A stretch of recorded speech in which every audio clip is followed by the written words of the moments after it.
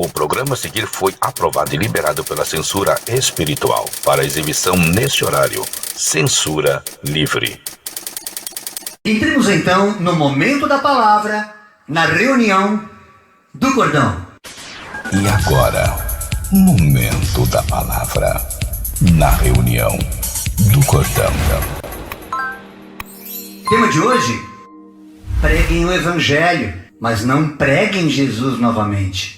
Carta de Paulo aos Romanos, no capítulo 1, versículos 14 a 16. Sou devedor tanto a gregos como a bárbaros, tanto a sábios como a ignorantes. Por isso, estou disposto a pregar o Evangelho também a vocês que estão em Roma. Eu não me envergonho do Evangelho, porque ele é o poder de Deus para a salvação de todo aquele que crê. Primeiro para o judeu, que foi o primeiro escolhido, para aquele povo o qual Deus enviou o seu Filho amado, para que a salvação viesse primeiro dos judeus. Mas os judeus o rejeitaram. Os judeus não reconheceram, estão até hoje esperando vir o Salvador, quando na verdade ele já vai estar voltando para buscar a sua igreja. Eles estão aguardando ainda a primeira vinda. E é aí que o anticristo vai se apoderar e coisas terríveis vão acontecer. E a gente clama logo pela vinda do Cristo. Maranata, hora vem, Senhor Jesus, para que nós possamos, depois de cumprida a nossa carreira, poder desfrutar da glória eterna com Deus de eternidade em eternidade. É por isso que eu não me envergonho do Evangelho. Assim como o apóstolo Paulo, que foi reprimido pelo próprio povo da sua época, que achavam que ele era um apóstata, os judeus principalmente. Ele era um homem formado, com formação aos pés de Gamaliel, cheio de instrução, falava fluentemente muitos idiomas, ensinava as cartas do Antigo Testamento, que a gente chama obviamente de livros, aos gregos que tinham uma cultura muito acentuada. Mas aqui Paulo fala uma coisa tremenda, que não é só para intelectual que ele prega esse Evangelho, mas para aqueles também que não têm discernimento, que muitas vezes têm dificuldade de compreender a palavra, para aqueles que muitas vezes nem sabem o que é Evangelho, não sabem o que é boa nova, ainda que nós preguemos, ainda que nós insistamos em falar todo dia, porque muitos corromperam essa mensagem e isso chega distorcido, chega aos ouvidos especialmente dos incautos, e por isso que hoje eu também não me envergonho do Evangelho, irmãos, mas infelizmente, é triste dizer isso, eu me envergonho e muito de alguns evangélicos, porque assim como o apóstolo Paulo também pregava para alguns que já tinham discernimento, até conheciam as escrituras, mas refutavam a verdade, essa boa nova que é descrita nos 4 primeiros evangelhos do Novo Testamento, evangelhos canônicos, Mateus, Marcos, Lucas e João, essa boa nova, Paulo praticou mesmo não tendo conhecido Jesus, mas ele creu. Jesus falou ao próprio Tomé: tu está crendo em mim porque tu está me vendo, mas muito mais bem-aventurados serão aqueles Paulos que vão aparecer por aí, que embora não tenham me visto, creram em mim. E é justamente por isso que a gente se entristece com denominações que deveriam estar ensinando, praticando, pregando esse Evangelho, mas há muito tempo esse Evangelho deixou de ser ensinado em algumas dessas igrejas, contrariando os ensinamentos de Jesus, meus irmãos, que priorizou em sua pregação o reino de Deus, como por exemplo no Evangelho de Mateus, no capítulo 4, verso 23, onde o texto nos relata que o próprio Jesus Cristo percorreu toda a Galileia, ensinando até nas sinagogas. Para aqueles que achavam que a verdade só podia ser pregada em templos, Jesus, para cumprir a lei, ele foi nesses templos, pregando o Evangelho do reino. Ele não estava pregando a lei, ele pregava já a boa nova. E através dessa pregação ele mostrava sinais e maravilhas, curando enfermidades e moléstias entre o povo. Infelizmente existem algumas religiões, e não são apenas dessas igrejas evangélicas, as quais eu quero comentar aqui hoje, que se auto-intitulam cristãs por sua essência ou por prática, onde o nome de Jesus até é mencionado, mas cuja mensagem há muito tempo foi corrompida. São doutrinas humanas. Algumas que têm esse conhecimento sequestraram para si essa verdade, essa boa nova. Algumas até, de posse dessa verdade, distorcendo as escrituras. Outras deliberadamente adulterando a mensagem da cruz, perverteram os ensinos de Jesus Cristo, seduzindo seus fiéis através de falsas promessas, falsas doutrinas, ou as constrangendo por medo, irmãos, por medo, sugestionando essas pessoas a acreditar que é condição sine qua non elas agremiarem-se, associarem-se a seus grupos religiosos para que verdadeiramente estabeleçam uma relação com Deus. Por outro lado, já tem outras pessoas que, embora compreendam que não é condicionante ter uma religião, nem associarem-se a um determinado grupo que se diz religioso para estarem ligadas a Deus, essas pessoas, entendendo isso, pensam que pelo simples fato de crerem em Deus, não fazerem mal algum a ninguém, acreditam obter a salvação, mas sem compreender o processo espiritual do novo nascimento, que todos precisamos passar para nos tornarmos pessoas espirituais, pois só depois disso é que compreendemos a essência do Evangelho, o real significado espiritual do que de fato é ser igreja, ser corpo de Cristo. Rabi, bem sabemos que és mestre vindo de Deus, porque ninguém pode fazer estes sinais que tu fazes se Deus não for com ele. Na verdade te digo que aquele que não nascer de novo não pode ver o reino de Deus. Como pode um homem nascer sendo velho? Pode, porventura, tornar a entrar no ventre de sua mãe e nascer? Na verdade te digo que aquele que não nascer da água e do Espírito não pode entrar no reino de Deus. O que é nascido da carne é carne, e o que é nascido do Espírito é Espírito. Não te maravilhes de te ter dito: necessário vos é nascer de novo.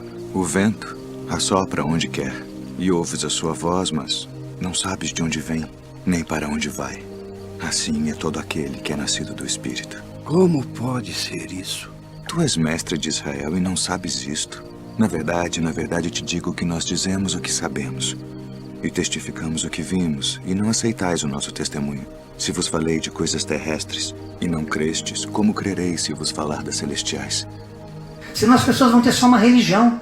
Se a pessoa não tem esse novo nascimento, não passou por essa prova, ela não consegue entender, ela não consegue discernir o que de fato é verdade. As pessoas ficam confusas, ficam verdadeiramente atrapalhadas até no seu dia a dia, na sua vida, pensando que estão procurando Deus, quando na verdade estão procurando apenas uma religião para chamar de sua, ou uma igreja para dizer que frequenta pela sua assiduidade, achando que ali ela vai estar sendo alimentada, e muitas vezes ela está sendo enganada. Mas há muitos outros que nunca entraram dentro de um prédio, de nenhum maçote de denominação religiosa de qualquer espécie, especialmente na cristã, mas que tem receio, tem medo até de se tornar evangélico, justamente porque a prática do evangelho não foi mais ensinada. E essas pessoas viram que se transformou esse evangelho.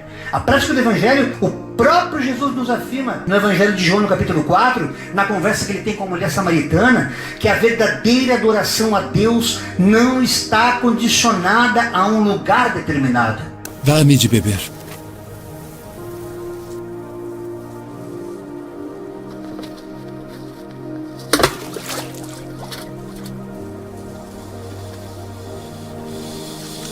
Como sendo tu judeu, me pedes de beber a mim, que sou mulher samaritana? Porque os judeus não se comunicam com os samaritanos.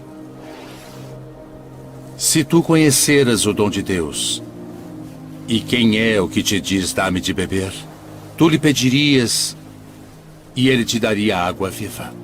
Senhor, tu não tens com que a tirar, e o poço é fundo. Onde, pois, tens a água viva? És tu maior do que o nosso pai Jacó, que nos deu esse poço, bebendo ele próprio dele, e os seus filhos e o seu gado? Qualquer que beber desta água tornará a ter sede, mas aquele que beber da água que eu lhe der, nunca terá sede.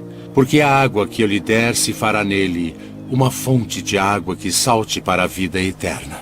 Senhor, dá-me dessa água, para que não mais tenha sede e não venha aqui tirá-la. Vai, chama o teu marido e vem cá. Não tenho marido. Disseste bem, não tenho marido, porque tiveste 5 maridos. E o que agora tens não é teu marido. Isto disseste com verdade. Senhor, vejo que és profeta.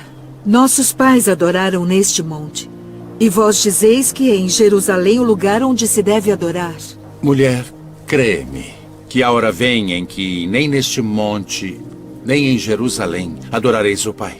Vós adorais o que não sabeis. Nós adoramos o que sabemos, porque a salvação vem dos judeus. Mas a hora vem, e agora é, em que os verdadeiros adoradores adorarão o Pai em espírito e em verdade. Porque o Pai procura tais que assim o adorem. Deus é espírito, e importa que os que o adorem em espírito e em verdade. Eu sei que o Messias, que se chama o Cristo, vem. E quando ele vier, nos anunciará tudo. Eu o sou. Eu que falo contigo. Mas existem pessoas que se fecham à instrução, seja porque ainda estão intrinsecamente condicionadas à submissão de uma frequência sistematizada a um lugar, a um tempo especialmente, ou porque o fato de elas não fazerem mal a ninguém, eu não mato, eu não roubo, não faço isso, não faço aquilo, ou por apenas rezarem sozinhas em suas casas, acreditam ter uma aliança com Deus, não compreendendo que Jesus quer que sejamos membros de um corpo, uma igreja viva, sincera, honrada, bondosa, amável, verdadeiramente preocupada com as necessidades e sofrimentos alheios, preocupadas com o próximo, numa luta constante contra as injustiças desse mundo caído. Essa é a função da igreja, mas é uma guerra sem belicosidade, sem espadas, sem armas. É tão somente com armas espirituais, porque as armas da nossa milícia são fundamentais, são profundas, são verdadeiras, são reais, para produzir a eficácia do bom combate, aquele que verdadeiramente se volta para a oração, se volta para o conhecimento dessa palavra. E essa igreja que deve estar empenhada em humanizar esse mundo, tornando a vida melhor de se viver. Isso sem falar nas bênçãos e obviamente na salvação, que é consequência dessa busca a Deus em primeiro lugar, como está lá em Mateus capítulo 6, verso 33. Me busquem em primeiro lugar, e isso que vocês estão correndo atrás eu acrescento. Não fique esquentando a cabeça com isso. Nós vamos pregarmos o Evangelho, especialmente a esses que estão fora do templo, que até frequentaram por um tempo, e hoje nós os chamamos de desigrejados. Observamos forte resistência à palavra, por causa de traumas vividos dentro dessas instituições religiosas. Estas que há muito tempo deixaram de pregar o verdadeiro Evangelho de Cristo, porque elas priorizaram doutrinas humanas, algumas geraram escândalos, dando mau testemunho. E ao tentarmos pregar a verdade a estes desigrejados, observamos traumas profundos, sendo que a última coisa que essas pessoas desejam hoje é tornarem-se de fato evangélicas. Elas não querem mais congregar em lugar nenhum desses, porque já foi tão corrompida aquela mensagem que eles não acreditam mais que possam haver grupos saudáveis que possam de fato passar a mensagem da cruz. Observemos que Jesus ordenou seus discípulos a pregarem o Evangelho, pois eles já haviam tido algumas experiências com Deus, ainda que nem todos tivessem nascido de novo, pois a partir do novo nascimento, o qual geralmente ocorre no momento de grande tribulação, através da qual Deus provoca essa experiência espiritual com todo aquele que é chamado e escolhido, ao nos posicionarmos, ao nos sujeitarmos a esse chamado, vivemos experiências com Deus, gerando testemunho, o qual chancela, confirma, ratifica a eficácia da palavra de Deus, mas não mais como uma simples informação, mas como experiência viva com o nosso Criador. Quando o texto bíblico deixa de ser tão somente uma informação, ele passa a ser vida, ele passa a ser palavra, você lê e aquilo se materializa, você começa a buscar esse Deus, fazendo a prática do Evangelho, dando pão a quem tem fome, dando água a quem tem sede, preocupando-se com o próximo, as tuas preocupações, os teus fardos entregando a Deus, aquele cansaço, aquela fadiga é milagrosamente transformado em vigor, em força, para que você consiga ajudar o próximo, e em ajudando o próximo, você recebe um renovo espiritual, e as tuas coisas de uma maneira ou outra acabam acontecendo, as coisas acabam fluindo, e você vai sendo transformado pelo Criador. Por tudo isso, irmãos, muitas vezes encontramos resistência quando falamos do Evangelho, e também por questões ideológicas ou de tradição. Mesmo a pessoa não praticando nenhum tipo de religião, nunca conheceu nada, é um ateu, não é nem ateu, é à toa, ele crê em Deus, mas nunca se relacionou com nenhum tipo de dogma religioso, ele refuta a mensagem da Boa Nova. Como pessoas espirituais, nós, todavia, como igreja, temos que saber lidar com essas pessoas também. Nós precisamos entender o que Jesus falou em Mateus 10,16, quando ele fala que nos enviaria no meio de lobos, para que nós nos tornássemos prudentes como as serpentes e mansos como as pombas, tendo a sabedoria, tendo o discernimento de falar do amor de Deus para essas pessoas, para compreendermos, discernirmos a natureza humana, pois assim como existem pessoas simples, puras, sem maldade, infelizmente existem outras que estão feridas pelo tempo, que tornaram-se pessoas amargas, desconfiadas, resistentes à palavra, ou porque são aquelas pessoas capciosas mesmo. Tudo em vem maldade, em tudo elas ficam desconfiadas até da sombra. E vejamos o exemplo do apóstolo Paulo, quando ele fala na sua segunda carta aos Coríntios, no capítulo 3, versículos 2 e 3, vocês mesmos são a nossa carta, escrita no nosso coração, conhecida e lida por todos. Vocês demonstraram que são uma carta de Jesus Cristo, uma carta viva, resultando do nosso ministério, escrita não com tinta, mas com o Espírito do Deus vivo, não em tábuas de pedra, mas em tábuas de corações humanos. Aqui Deus quer falar claramente que muitas vezes há pessoas que nos dizem assim: mas pastor Jairo, como é que eu vou falar de Jesus se eu mal conheço o livro Bíblia? Mas há pessoas que já têm experiência com Deus, embora elas não tenham informação, ainda não tenha chegado o evangelho para elas, porque você ainda não foi um Filipe, como quem prega o eunuco, levando essa informação, esse conhecimento. Há pessoas que, ao receber essa informação, elas vão identificar, elas não sabem nem como, mas elas já praticavam aquilo. Como muitas pessoas que oram sem saber exatamente como orar, como convém, mas estão ali na presença de alguém que os criou, mesmo nunca tendo tido uma experiência com Deus. E é dessas que Deus quer que nós nos tornemos testemunhos vivos. Quando Deus fala carta viva, é testemunho vivo. É aquilo que você já teve como experiência com Deus. E você tem experiências e não passa para terceiros. Isso é tristeza, decepção. Eu diria até abominação aos olhos de Deus. Porque nós somos igreja. Quando nós reconhecemos que Deus é na nossa vida, quando nós temos experiências com Ele e não passamos adiante, ao sepultar conosco esses talentos, irmãos, o troco disso é desprezo do próprio Deus. Porque até aquele pouquinho que Ele deu pra gente, como a parábola dos talentos, Ele tira de volta na hora do arrebatamento. É triste demais. Em todos os processos de Jesus, da vida dos discípulos, observamos que desde quando Ele os chamou, depois de esses homens terem andado com Ele nessa terra, depois de terem sido ensinados pelo Jesus, depois de já terem visto milagres, maravilhas, depois da sua morte, depois da sua ressurreição, apesar de todas essas fases de vida com Cristo, ainda observamos uma incredulidade que os impediam de avançar na pregação do Evangelho. Tanto que lá no Evangelho de Marcos, no capítulo 16, versículos de 14 a 16,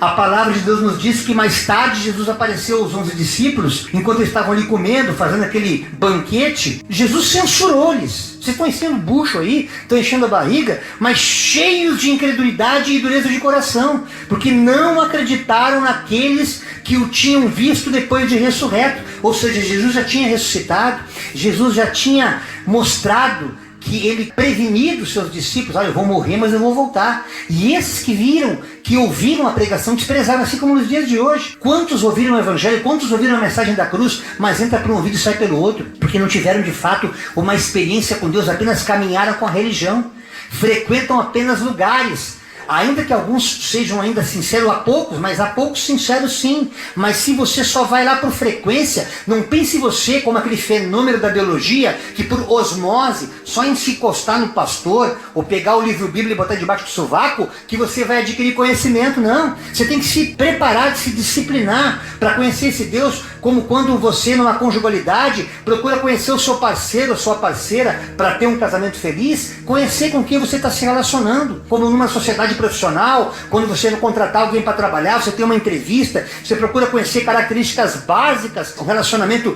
funcional com aquela pessoa. Assim deveria ser com Deus. Uma vez estabelecida essa relação mais profundamente, é obrigação, é imperativo que nós, enquanto seus discípulos, saiamos por esse mundo a empregar. Vão, ele manda, vai, ele não está pedindo, ele não está sugerindo, ele está mandando. Vão pelo mundo todo e preguem o Evangelho a todas as pessoas, não façam acepção, é para todo mundo. Quem dessas pessoas crê e for batizado, esse batismo não é necessariamente um banho de piscina, como alguns tomam, mas a mente continua cauterizada. O batismo acontece no coração, acontece primeiro no espírito. Esses que foram batizados, é desse batismo que Deus fala. Esse batismo que traz salvação. Quem crer e for batizado será salvo, mas quem não crer será condenado. Ou seja, pregar aqui no sentido não de fixar ou prender com pregos, tá, irmãos? Vocês vão entender daqui a pouquinho porque é a ironia do que eu estou dizendo agora. Esse pregar aqui que Jesus fala é levar essa mensagem, no sentido de divulgar o conteúdo da Bíblia cristã, da palavra contida dentro do livro Bíblia, cujo texto chama-se Escritura. Com qual propósito, pastor? Com o propósito de ensinar a boa nova e levar as pessoas ao arrependimento, para que através do Espírito Santo de Deus elas verdadeiramente se convertam a Cristo. Apresentar Jesus às pessoas é uma das principais missões que nós temos nessa terra, meus irmãos. Você tem a obrigação, de uma vez tendo tido essa experiência com Deus, não é você que vai convencê-lo do seu pecado, do seu juízo, isso é obra do Espírito Santo. Mas assim como um bom carteiro, você tem que entregar essa mensagem e mostrar aquilo que Deus já fez na sua vida, para que através dessa mensagem, através do abrir seus corações, essa mensagem crie, se instale, faça morada e ali vire templo do Espírito Santo, e essa pessoa acabe se tornando nosso irmão, nossa irmã em Cristo, como templo, como igreja de Cristo. É assim que Deus quer que nós o apresentemos, para que haja de fato uma mudança de mente nessas pessoas. Inclusive, este foi um dos últimos mandamentos que ele nos deixou em seu último discurso antes da sua ascensão ao céu, depois de ressuscitado, quando da sua ida para habitar novamente com o Pai, que é quando ele começa a preparar um lugar para nós cristãos, a nossa eterna morada no céu. Discurso este conhecido como a Grande Comissão, um tema muito raro nas igrejas, muito pouco se fala. Essa grande comissão que está descrita no último capítulo de Mateus, ali no capítulo 28, versículo de 16 a 20, onde os 11 discípulos se reuniam. Depois você lê o texto, ele fala: ide, vão e façam discípulos de todas as nações, batizando-os em nome do Pai, em nome do Filho e do Espírito Santo de Deus. Por que em nome dos três? Porque esse Deus é trino. Ensinando-os a guardar todas as coisas que eu vos tenho mandado. E eis que estarei convosco todos os dias até a consumação dos séculos. Essa palavra eu ouvi, irmãos, no dia 12 de outubro de 2005, no meu testemunho. Esse versículo eu acabei não comentando, porque o testemunho ficou muito longo, mas depois vocês assistam ao vídeo e vocês vão observar que naquela noite, onde o Consolador me visitou, aquele Espírito Santo maravilhoso, que entrou no meu coração e falou profundamente comigo, ali eu ouvi aquela voz sem nunca ter lido o Evangelho de Mateus, nem conhecia esse Evangelho. Por isso que eu digo que a palavra, ela antecede a Escritura. A palavra antecede a informação. Por isso que nós estamos passando a informação para você que ainda não teve experiência com essa palavra, com esse verbo encarnado, que esteve aqui na terra palmilhando como homem, 100% Deus. E eu tive o privilégio de ter essa experiência, embora não tenha enxergado ele, assim como o apóstolo Paulo também não viu. Então, nesse propósito que Deus quer que nós andemos por essa terra pregando esse Evangelho, para que pessoas assim como nós também tenham uma experiência com Deus. E nesse trecho bíblico, irmãos, conseguimos perceber que levar o Evangelho a toda criatura é uma etapa indispensável de quem de fato quer obedecer a Jesus. Não me venha com churmera de dizer que agora eu fui na igreja, levantei a minha mãozinha para Deus, aceitei a Jesus, lá no final do mês eu deixo o meu dízimo, deixo a minha oferta, não perco um culto, pastor Jair, ô glória, participo das reuniões de obreiro, tô tudo certinho, sempre bonitinho, com meu terno e minha gravata alinhado, a meia da cor da calça, tudo certinho como mando figurino, mas em casa bate na esposa, chuta o cachorro, joga água quente no gato. Desses Deus abomina. Por isso que esse Evangelho tem que ser pregado, para que você entenda que essa prática de vida não é uma vida funcionalmente religiosa, mas é uma vida cotidiana, é o teu dia a dia. Evangelho, essa boa nova, tem que ser vivido a cada dia da tua existência. Por isso que Deus quer que nós insistamos que a palavra, como fala na primeira carta do apóstolo Paulo aos Coríntios, no capítulo 9, verso 16 e 17, ai de mim se não pregar esse Evangelho. Vocês não sabem o preço que eu pagaria, irmãos, se eu de forma voluntária, sem esperar receber nada em troca, tão somente pelo que ele já fez por mim. Isso agrada muito ao coração de Deus, e ninguém me compeliu para isso, exceto o poder do Espírito Santo. Quando nós surgimos como cordão de 3 dobras, eu, os pastores Salvador e André, ainda não éramos pastores, lá no ginásio Tesourinha, quando ele falou comigo que nós seríamos um grupo de adoradores, jamais pensei que me tornaria pastor e muito menos pregador de sua palavra, mas ele se agradou, porque muitos são chamados. Agora ele só vai escolher aqueles que através do chamado se posicionam em fazer a sua vontade. Ao fazer a sua vontade, opa, vem cá que tu é meu. Ao fazer a vontade dele, vem cá que eu quero te usar. Eu quero que o teu testemunho salve pessoas, edifique vidas, transforme corações, para que através do meu Evangelho, assim como tu, muitos outros sejam transformados. Ainda assim, muitas vezes ficamos perdidos. A gente quer fazer isso, mas como é que eu faço? Qual é a logística? Qual é o modus operandi? Como é que eu posso evangelizar uma pessoa de forma consistente? Primeira coisa, irmãos, que precisamos ter em mente é começar por nossa família. Há pessoas que se convertem hoje, acham que tem um chamado pastoral, ô glória, vou pregar lá, fazer missão na África, e não consegue pregar na sua casa, não vou nem falar na sua rua. Já até que tem conhecimento teológico, conhece a Bíblia de Gênesis e Apocalipse, mas não tem palavra, só tem escritura, é só ladainha, é só blá blá blá, não se tornou carta viva. Como é que você quer que a tua família seja alcançada? As suas práticas denunciam quem de fato você é. Você pode enganar por um tempo. Você pode criar essa capa, essa fachada por um tempo.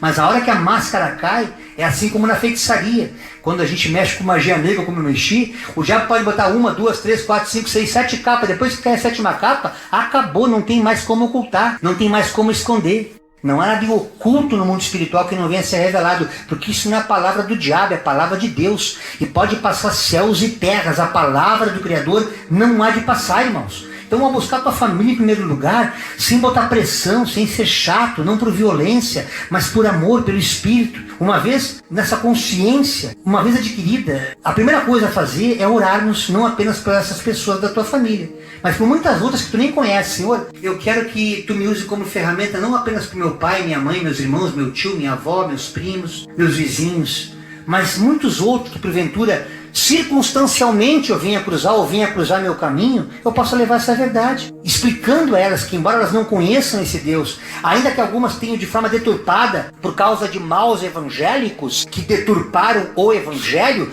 Deus todavia quer mostrar através da tua vida que essa verdade deve ser pregada, mostrando a elas que, assim como na tua, Deus também tem um plano de salvação estabelecido para cada uma delas. Claro que o conhecimento do amor de Jesus ainda é desconhecido para a maioria das pessoas. E essa realidade até pode parecer pouco significativa, mas as pessoas, ao saberem de um amor tão grande como este amor costuma quebrantar muitos corações e mentes, podem sim transformar uma vida. Veja o que Paulo fala aos Romanos no capítulo 10, verso 17. Consequentemente, a fé vem pelo ouvir a mensagem, e a mensagem ouvida mediante a palavra de Cristo. A fé vem pelo ouvir e ouvir a palavra de Deus. A partir do momento que você for uma palavra, uma Bíblia ambulante, não como conteúdo decorado, você não tem que decorar versículo, você tem que entender as Escrituras e, através dela, discernindo-as pelo Espírito Santo e também por um pouquinho de estudo, um pouquinho de leitura, porque o povo sofre também porque falta conhecimento, falta vergonha na cara e posicionamento em conhecer Deus. Através da Escritura que você vai entender a sua palavra, e ao entender a sua palavra, você vai entender as dinâmicas da vida, e você vai ver o mover de Deus no teu dia a dia, desde a hora que tu te acorda até a hora que tu dorme. Você vai ter experiência constante em tudo, o teu olhar fica modificado não só em relação a ti, como também em relação ao próximo. E ao essas pessoas entenderem esse mistério, esse quebrantamento provocado pelo Espírito Santo, Paulo fala em Romanos 12, 2, que a vontade de Deus para a nossa vida é boa, agradável e perfeita. Você vai mostrar para as pessoas que, apesar de elas estarem passando por tribulações, embora elas não compreendam o que elas estão passando agora, muitas vezes nem nós compreendemos, achamos que muitas vezes nossas orações não estão sendo ouvidas, achando que muitas vezes, será que eu joguei pedra na cruz? Quanto mais eu rezo, mais assombração me aparece. Que mistério é esse? Vem você com esse evangelho, querer que eu seja evangélico. A última coisa que se deve falar para alguém que nunca ouviu a verdade é falar em religião. Esqueça disso. Fale apenas em Jesus. Isso aqui é uma escola que Deus está me dando, e uma prática de vida para você que é pastor, para você que é obreiro, e para você que não é nada eclesiasticamente falando, mas é tudo na presença do Deus Altíssimo. Porque se você está nos ouvindo, e você está com sede e fome dessa vontade, é porque você já é um escolhido, você também já é uma escolhida. Eu sei que Deus quer te capacitar, e eu sei que Deus quer fazer coisas grandes para te usar como ferramenta, como instrumento, e você vai encontrar resistências, vai encontrar incredulidade, vai encontrar medos, irmãos, muitos medos, e esses medos terão que ser dissolvidos através da tua oração, através do teu amor, através do teu carinho, porque Jesus fala em João 13:7, você não compreende agora o que eu estou fazendo, mas mais tarde você vai entender. Então continua na presença de Deus. Esses medos vão sair fora, porque esse medo, como o apóstolo João fala na sua primeira carta, no capítulo 4, verso 18, é porque eles não foram ainda aperfeiçoados no amor de Deus. A partir do momento que nós somos aperfeiçoados no amor de Deus, os medos que a gente vai ter, se a gente vê um pitbull raivoso na nossa frente,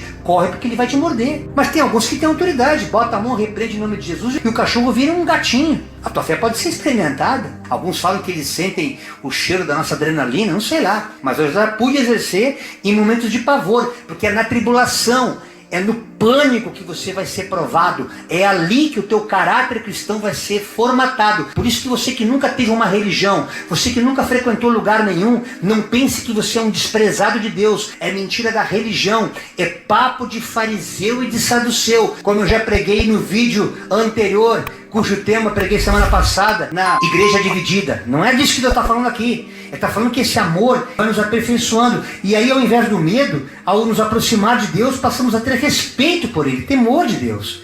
E é esse profundo respeito, esse amor, que ao reconhecermos seu poder e sua santidade, que nos leva a obedecê-lo. Aí seus mandamentos não vão ser mais pesados. E a obediência não vai ser com medo de castigo. Não, eu vou fazer tal coisa porque o Papai do Céu vai me castigar. Não, você vai obedecer seu pai, sua mãe, se você ainda é criança. Você vai amar sua esposa vai amar seu marido, porque você crê que essa é a boa, agradável e perfeita vontade de Deus. Pois toda a sabedoria vem dele. E quando adquirimos esse temor a Ele, a sua palavra nos ensina a agir com sabedoria, não apenas em relação a Ele, mas em todas as situações, em todas as circunstâncias de nossas vidas, como por exemplo, a tomarmos atitudes sensatas, sermos limpos, sermos conhecedores das coisas espirituais, e isso até nos acrescenta dias de vida, irmãos. Eu já era para ter morrido há muito tempo. Aqui tem só milagres aqui presentes conosco. Os pastores que caminham conosco, minha esposa e eu, já éramos para ter estado na glória de Deus há muito tempo. Mas Deus tem nos dado colher de chá, e essa longevidade nós temos prova. Não sei se vou chegar aos 70, 80. A longevidade aqui nos dias que Deus fala é esse acrescentar de dias para que essa consciência se dilate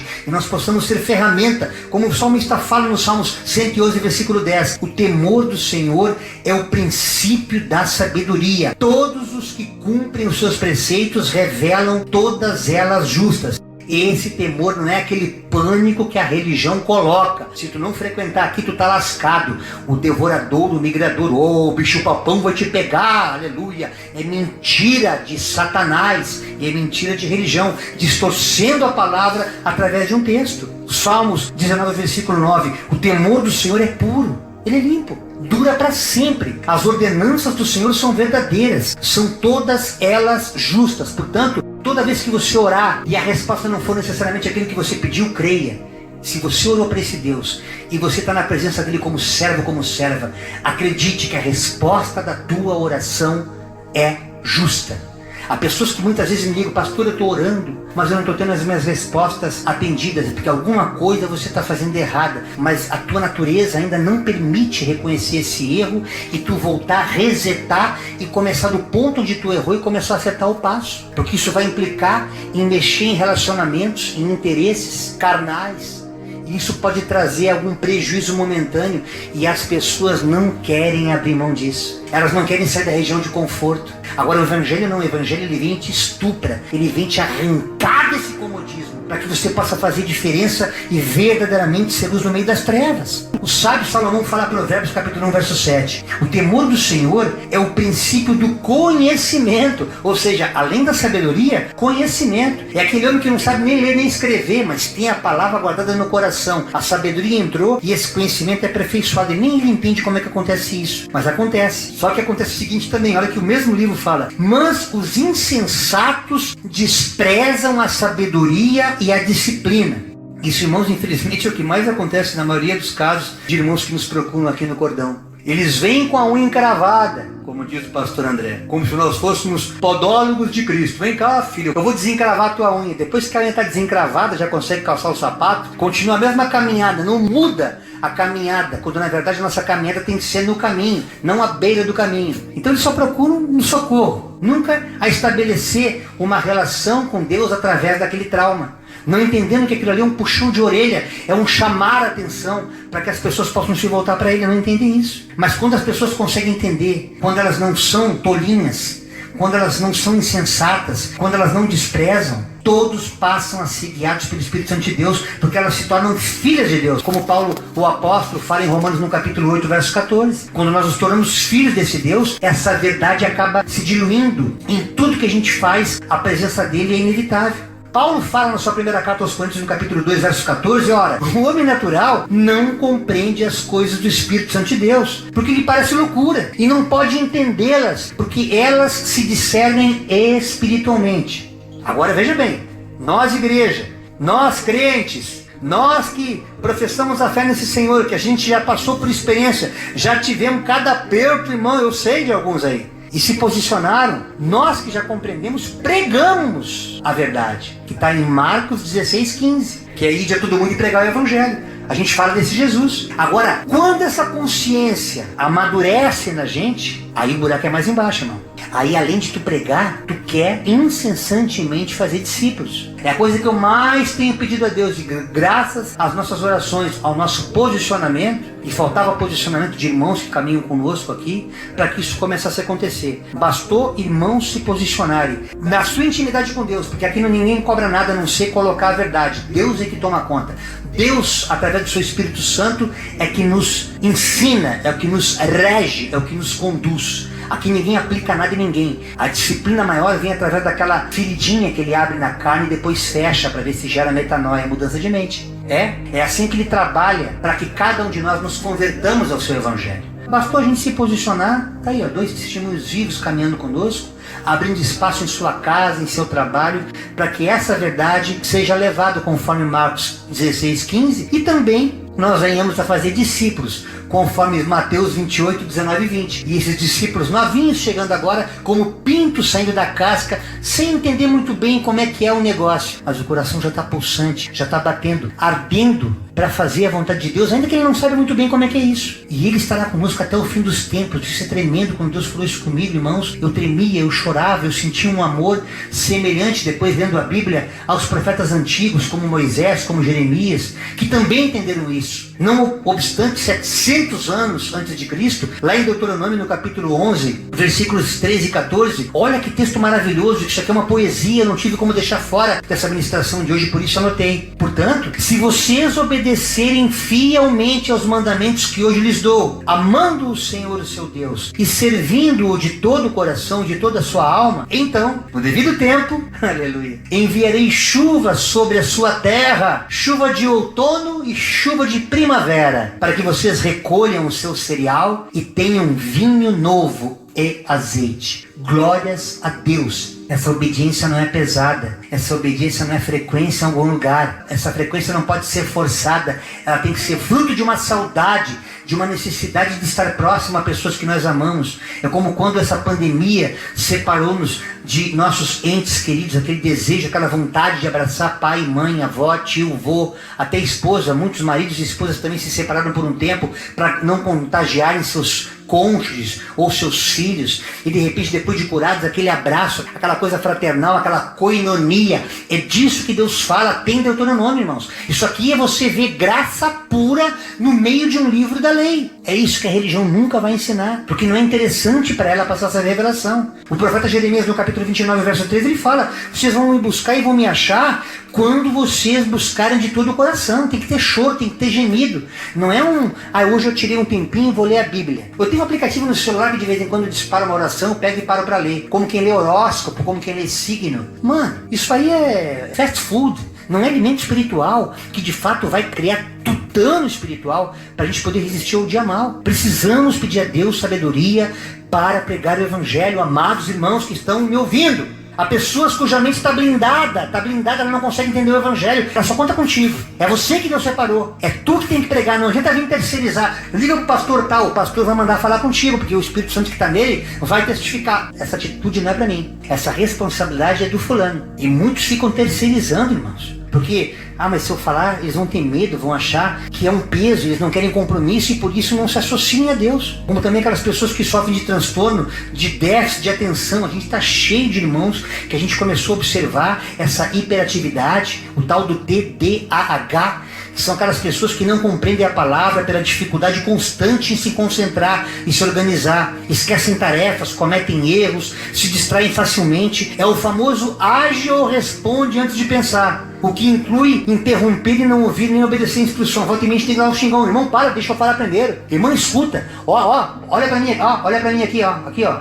Ei, tu entendeu o que eu falei? A gente tem que estar o tempo inteiro chamando, é desgastante, é cansativo. E tem alguns irmãos que têm umas mais acentuadas, outras menos, e isso impossibilita o evangelho se instalar, porque a fé vem pelo ouvir. Se eles não ouvem, se aquilo não se instala, o inimigo rouba, como quem rouba semente à beira do caminho, e você vai apenas jogando evangelho, jogando pérola como quem joga aos porcos, mas não é jogar pérola aos porcos, é entender essa dificuldade e pedir a Deus sabedoria e estratégia de como pregar essas pessoas, ainda que elas assimilem pouco do tanto que você fala, mas o pouco que elas assimilam possa se instalar em seus corações a ponto de começar a transformá-las. É claro que nós não temos essa presunção, nós não podemos ter o fato de sermos cristãos, temos o Espírito Santo, porque é o próprio Espírito Santo que intercede por nós com gemidos inexprimíveis, é Ele que faz essa relação germinar em corações de pessoas que muitas vezes não sabem ler nem escrever, para adquirir o conhecimento, mas quando vão para o joelho, o próprio Espírito Santo as ensina. Há pessoas que têm até instrução, tem pessoas que têm curso superior, são doutorados, PhD, mas a mente espiritual está blindada. Observamos que o próprio Jesus falou: Pai, graças te dou por tu ter ocultado esse conhecimento, essas coisas aos sábios e as tê-las revelado aos pequeninos. Por que Jesus fez isso? Para humilhar os sábios? Não, para pegar eles na estultícia deles, para na arrogância deles. Eu sou PhD em teologia, oh glórias a mim, eu sou um doutor da lei, oh aleluia, tipo publicano e fariseu, irmão. E aquele que realmente não adianta tu querer pregar o evangelho, porque o coração dele é duro. Ele não consegue entender que é na humildade, é no abrir o coração que ele vai ter a sensibilidade. Ele tem que amar primeiro para poder pregar essa verdade. Senão não é com teologia que isso vai igual abaixo se instalar na tua família. Há pessoas que muitas vezes assistem às nossas reuniões e não entendem. Depois que pega a reprise lá no nosso canal no YouTube, que tá tudo bem mastigadinho, versículo embaixo, aí eu boto imagens para ilustrar, até a pessoa que é meio tansa, ela vai entender sim. O meio tansa aqui é aquela que não tem patologicamente nenhum tipo de enfermidade, é só o distraído. É aquele que está ali e está pensando em outra coisa. Até esses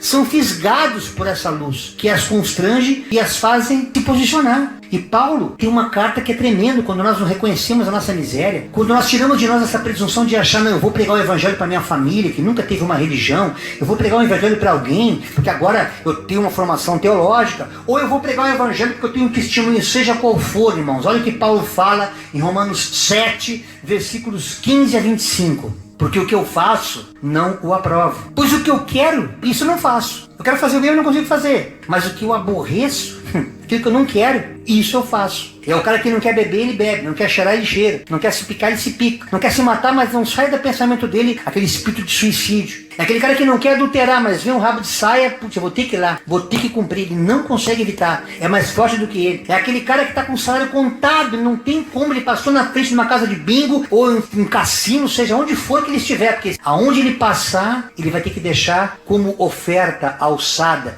Eles alçam todo o dinheiro. Não é só 10% não, porque habita algo nele. E olha o que Paulo fala, o texto está aí posto para você ler. Porque eu sei que em mim, isto é, na minha carne, não habita bem algum.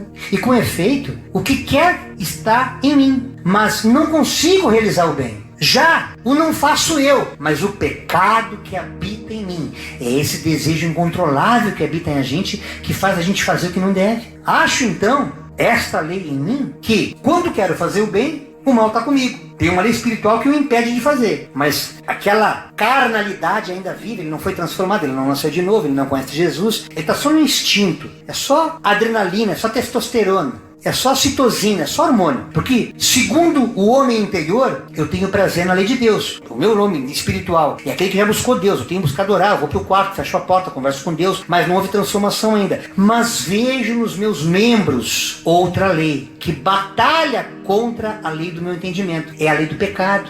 É a lei do errado, contra a lei de Deus, contra a lei de Cristo. É disso que Paulo está falando aqui. A gente fica numa luta constante, irmãos. Tenho prazer na lei de Deus, mas vejo nos meus membros outra lei, que batalha contra a lei do meu entendimento, e me prende debaixo da lei do pecado que está nos meus membros. Miserável homem que eu sou. Ali Paulo reconhece, não dá, Senhor, isso aqui não é para mim. Essa transformação é contigo, não tem como mudar. Eu não tenho como deixar de fazer, de deixar de querer fazer essas coisas. Tira esse desejo, porque é o Senhor que opera tanto querer como efetuar. Faz em mim, Senhor, para que eu possa ser carta viva e pregar esse evangelho para o próximo. Aí o próximo vai entender o porquê que ele não consegue entender o que eu também não entendia. Quando eu falar isso para ele, Senhor, ele vai entender esse mistério do evangelho. Ele vai entender, puxa, agora que eu estou entendendo o que eu não consigo me associar a Deus, porque ele é uma coisa muito distante. Ele não tinha nem consciência, mas ele se achava um miserável pecador, a ponto de não ser digno sequer de olhar para o céu. Esse Deus chama, aleluia. Assim como fomos nós. Paulo fala na sua primeira carta aos Coríntios, no capítulo 13, verso 12, agora, pois, quando a gente consegue ter esse entendimento, que é Deus que nos livrará desse pecado, é Deus que livrará o nosso corpo dessa morte, não,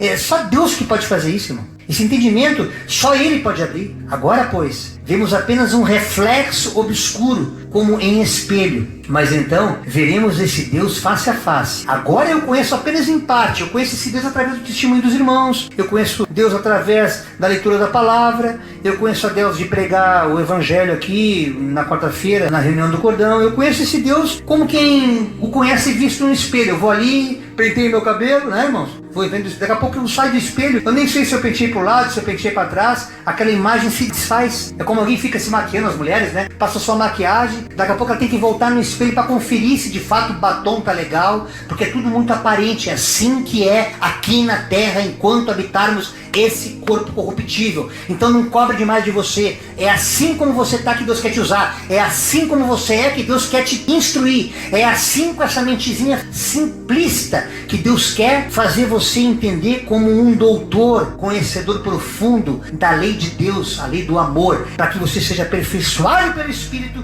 e possa fazer diferença entre muitos que desejam esse conhecimento, mas não sabem onde é a fonte. E você, passando a ter essa experiência com Deus, vai mostrar a esses todos que Ele é a fonte, que Jesus é a fonte. Por isso, irmãos, o testemunho nosso com Deus, ele pode levar muitas outras pessoas a também terem uma experiência com Deus.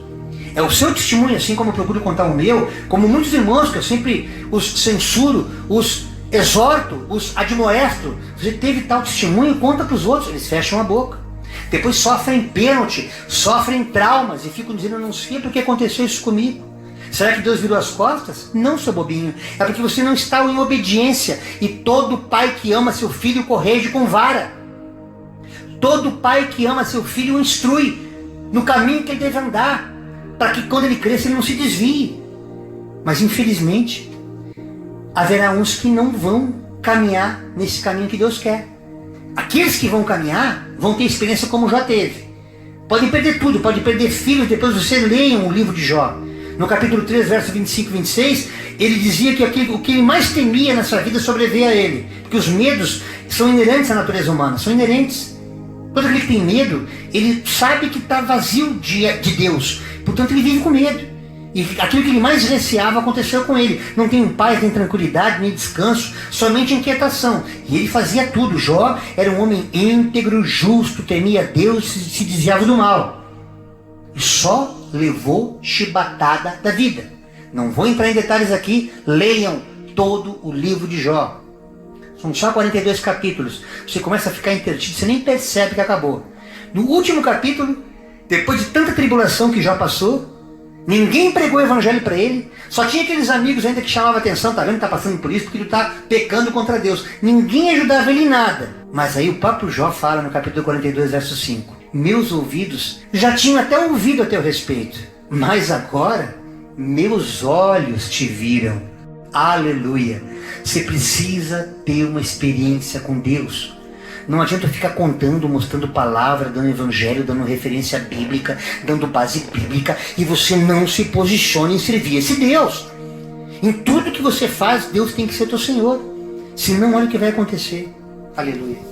Triste essa parte. O escritor aos Hebreus, no capítulo 6, versos 4 e 6. Ora, para aqueles que uma vez foram iluminados, provaram o dom celestial, tornaram-se participantes do Espírito Santo, experimentaram a bondade da palavra de Deus e os poderes da era que há de vir, e caíram, esfriaram, abandonaram Cristo. Saí da igreja, fiquei de mal com o pastor, não quero mais saber de ser evangélico. Não entendendo que o evangelho não está sequestrado pelos evangélicos, ainda que assim eles procedam, porque o evangelho é boa nova, e boa nova não tem religião. E aí ele continua. É impossível que estes sejam reconduzidos ao arrependimento, pois para si mesmos estão crucificando, pregando de novo o Filho de Deus, sujeitando-o à desonra pública. Eles não pregam mais o evangelho, mas com seus maus testemunhos, com seus pecados, as suas concupiscências expostas, pregam todo dia Jesus Cristo na cruz, novamente. Por isso que no livro de Atos, no capítulo 1, versos de 7 a 8, essa palavra nos ensina a buscar essa paciência interna, essa sujeição, conforme Jesus respondeu aos seus apóstolos, não lhes compete saber os tempos ou as datas que o Pai estabeleceu pela sua própria autoridade. Não fico entendendo quando é que vai vir as bênçãos de vocês. Eu orei, eu rezei, Jesus não me ouviu, eu vou voltar para o mundo, vou voltar como eu era. Eu não quero saber desse negócio. Eu até conheço a palavra legalzinha, é bonita, boa, mas não me tocou em nada, não me transformou, então tô fora. É isso que em Atos a palavra nos exorta. Não fiquem estabelecendo tempo para entender. Agora vocês vão receber poder. Quando então? Quando vocês permanecerem na presença de Deus, quando o Espírito Santo descer sobre vocês, e vocês então serão testemunhas em Jerusalém, que é o lugar onde você está. A nossa Jerusalém não é necessariamente um templo, ela pode ser a tua cidade, o teu bairro, o teu trabalho, a tua família. É onde tu estás, da maneira que tu estás, na forma que você está, é do jeito que você pode buscar esse Deus. É aí, nessa forma, que Deus vai te trabalhar, que Deus vai te moldar, que Deus vai te transformar, que Deus vai te capacitar até que você se encha desse Espírito de Deus e possa ir até os confins da terra. E Lucas 24:49, como eu ouvi profeticamente essa palavra, quando cansado já daquele sistema religioso querendo sair fora, todo o tempo levantava um profeta, de tanto ouvir eu acabei decorando o versículo. Ou seja, deixou de ser um texto, deixou de ser apenas uma informação, era um WhatsApp celestial, era uma publicação num Facebook divino, onde todos usavam assim, irmão Jairo, não sei, mal te conheço, mas Deus está mandando te dizer para tu ficar onde tu tá, até que ele te revista de poder. E ali foram 9 anos e meio, juntamente com os pastores, até que todos nós fôssemos revestidos desta consciência. E ao sermos revestidos dessa consciência, permanecendo junto como igreja, aí ele começou a nos levar até os confins da terra. Mesmo estando aqui em Sapucaia do Sul, o nosso vídeo já atravessou o oceano, já chegou em Portugal, já chegou em outras nações, em outros países, porque Deus ele é fiel na sua palavra. E eu encerro essa mensagem de hoje no Evangelho de João, capítulo 16, verso 33. Eu lhes disse essas coisas, tudo isso que eu falei aqui essa noite, para que em mim, Jesus Cristo, vocês tenham paz. Porque neste mundo vocês vão ter muitas aflições, muitas. Contudo, tenham ânimo. Se vocês estão em mim, eu tendo vencido esse mundo, vocês também vencerão. Portanto, irmãos, a palavra, a pregação deve ser passada adiante. Essa informação, esse conhecimento, através da ferramenta chamada sabedoria que Deus nos dá, deve ser levada a mais pessoas, para que mais pessoas tenham o privilégio de desfrutar dessa glória eterna, deste galardão que já começa aqui, ainda nessa existência, enquanto nós habitamos esse corpo de barro. Para que possamos desfrutar na presença do Senhor, junto aos nossos antepassados, junto àqueles que nos precedem no reino de Deus, vivendo por toda a eternidade, de eternidade em eternidade. Por isso, pregue o Evangelho, mas pelo amor do Deus Altíssimo, você que está esfriando na fé, arrependa-se e não pregue, não torne a crucificar Jesus. Esta é a mensagem duríssima que Deus colocou no meu coração neste dia 9 de novembro do ano de 2022, na reunião do Cordão.